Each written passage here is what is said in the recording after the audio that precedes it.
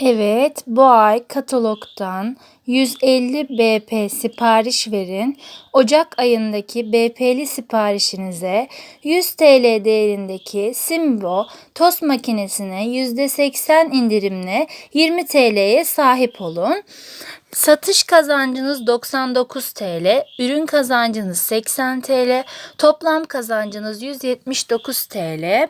Evet, şimdi ürünümüzü bir inceleyelim. Böyle kutusunda geliyor. Şöyle ambalajlı, garanti belgesi içinde. Evet, ambalajını açtım. Şimdi size içini göstereceğim.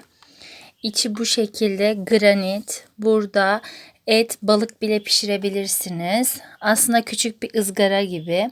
Gerçekten çok güzel. Küçük olması da şöyle. Tezgahlarınızda yerde kaplamayacaktır. Gayet şık. Bu ay 150 puana 20 TL'ye Simbo tost makinesi sizin. Güle güle kullanın.